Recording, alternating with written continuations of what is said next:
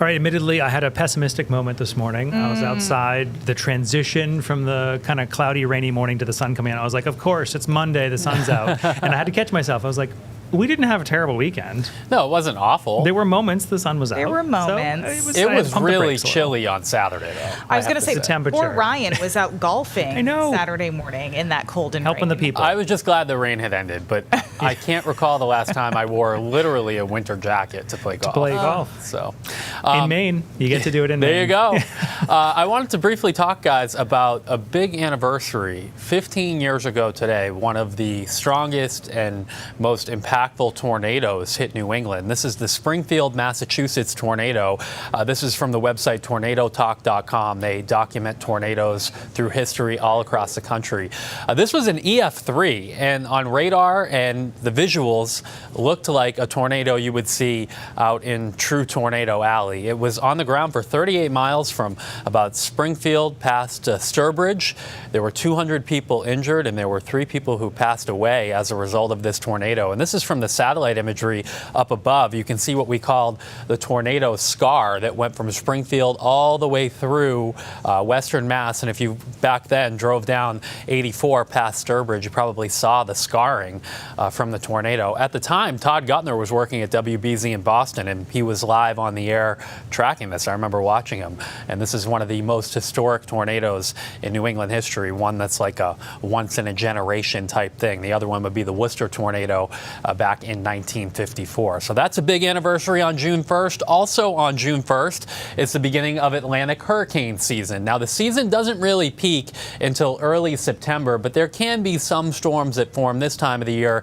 And of course, it doesn't wrap up until November 30th. Big news feature lately has been the developing El Nino, and the anticipation is that as we go through summer, El Nino in the Pacific will tend to take hold. And typically, that strengthens the wind aloft, higher in the sky, causing wind shear, making it less favorable for storms to form. So NOAA actually predicts fewer storms than average this year, but of course, it doesn't really matter if you get hit by one of the storms, even if it's a below average season in terms of the total number. So we'll of course keep tabs on that as we go forward. Temps now right around 60 in most spots, a light onshore flow at the ocean, so it's only 58 in Portland.